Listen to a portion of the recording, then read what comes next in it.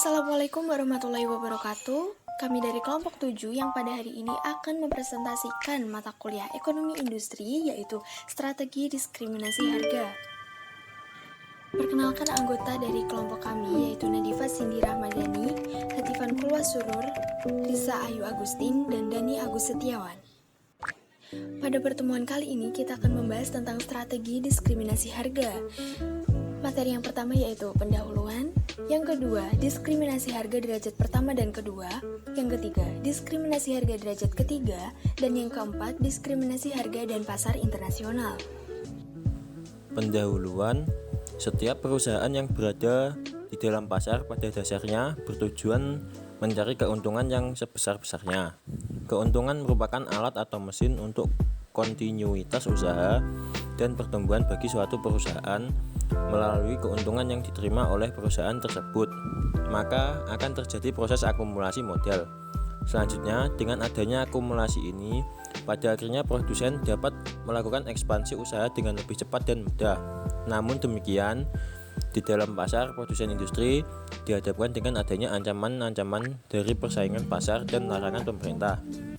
Perusahaan-perusahaan industri yang mapan perlu berhati-hati dalam menyikapi keadaan pasar yang terjadi, karena bukan saja perusahaan industri menghadapi pesaing-pesaing nyata yang berada di dalam pasar, namun juga menghadapi pesaing-pesaing potensial yang akan memasuki pasar.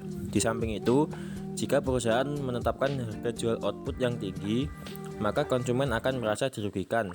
Produsen juga akan dituduh melakukan eksploitasi pada konsumen, sehingga dengan demikian perusahaan bisa terancam ditutup dan dibubarkan oleh pemerintah. Diskriminasi harga merupakan strategi bisnis yang dijalankan oleh produsen dengan menjual output yang sama pada tingkat harga jual yang berbeda-beda. Strategi ini umumnya dijalankan di industri monopolis guna menguasai pasar sehingga dapat lebih mudah untuk mewujudkan tujuan bisnis yang telah ditentukan sebelumnya. Namun dalam prakteknya, setiap perusahaan yang berada di dalam industri dapat saja menjalankan praktik diskriminasi harga selama keadaannya memungkinkan.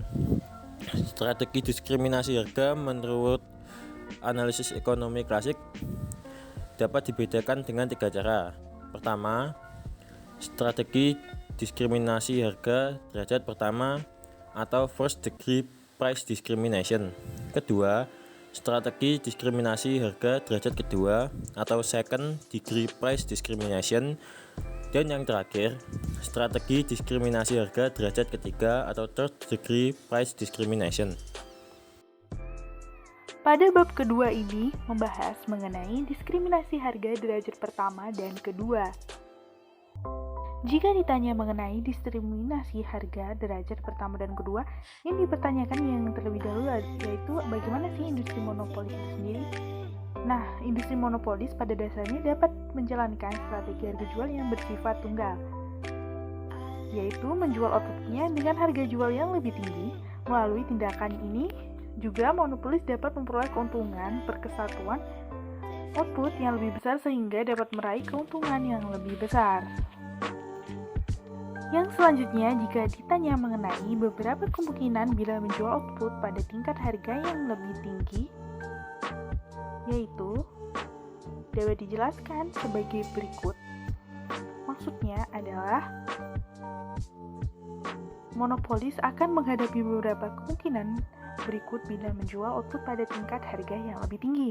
Yang pertama yaitu adanya kehilangan bagian pasar, yaitu berkurangnya jumlah pembeli yang dapat membeli output yang dihasilkan. Yang kedua, terjadinya ancaman masuknya pesaing baru ke dalam pasar sebagai akibat adanya keuntungan supernormal yang diciptakan oleh monopolis yang bersangkutan. Yang ketiga yaitu terjadinya ancaman dibubarkannya perusahaan industri tersebut oleh pemerintah karena dianggap telah mengeksploitasi konsumen. Oleh karena itu juga, guna mempertahankan posisinya di dalam pasar dan sekaligus dapat meraih keuntungan pasar yang lebih besar, monopolis menjalankan strategi diskriminasi harga. Pada strategi diskriminasi harga derajat pertama, monopolis menjual outputnya pada tingkat harga yang lebih tinggi kepada sejumlah pembeli tertentu yang bersedia membeli output tersebut. Lantas, selanjutnya sisa outputnya dijual kepada pembeli-pembeli lainnya pada tingkat harga yang lebih rendah. Selanjutnya yaitu diskriminasi harga derajat ketiga. Nah, bagaimana diskriminasi harga derajat ketiga? Guna menguasai pasar dan meningkatkan keuntungan pasar yang dapat diperolehnya, industri monopolis kerap kali menjalankan strategi diskriminasi harga derajat ketiga. Pada strategi diskriminasi harga derajat ketiga, harga jual pasar ditentukan oleh monopolis secara berbeda-beda menurut wilayah pasar atau segmentasi pasar yang berbeda-beda pula.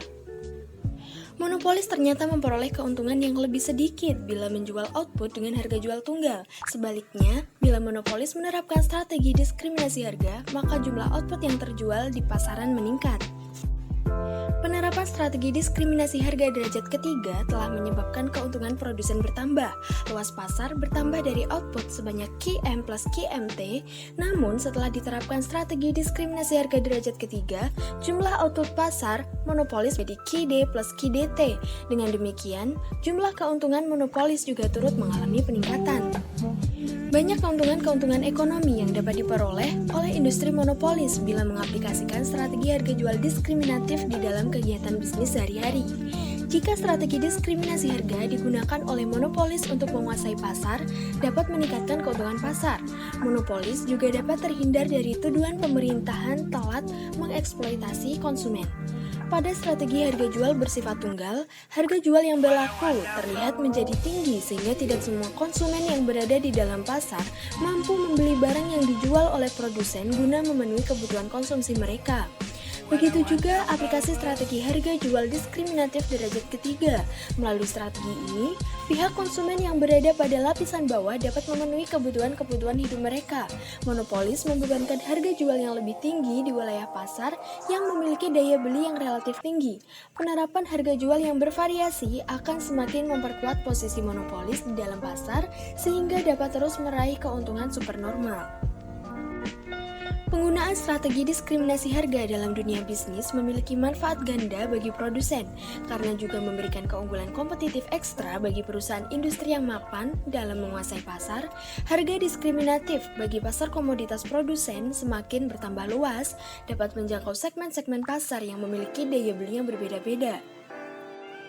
Selain itu, praktik harga diskriminasi sekaligus menjadi strategi andalan bagi perusahaan yang mapan guna mencegah calon pesaing untuk memasuki pasar. Keuntungan bisnis satu persatu output yang diperoleh oleh perusahaan yang mapan bervariasi, sehingga keadaan itu memaksa perusahaan pendatang baru memperhitungkan kembali kemungkinan kehadirannya di dalam pasar. Petanda tersedianya sumber daya ekonomi yang langka di dalam pasar seolah telah memudar, dan hal ini tentunya tidak menarik perhatian bagi kelangsungan entry. Pengeluaran dana investasi yang besar memerlukan pengembalian dana yang besar pula, dan hal ini diharapkan diperoleh dari adanya investasi yang memadai. Namun demikian, kondisi ketidakpastian pasar semakin bertambah, dan sebagai akibatnya adanya resiko bisnis yang semakin tinggi tidak mendorong calon pesaing guna memasuki pasar, kecuali adanya resiko bisnis yang tinggi dibarengi pula adanya keuntungan bisnis yang tinggi pula. Diskriminasi harga dan pasar internasional.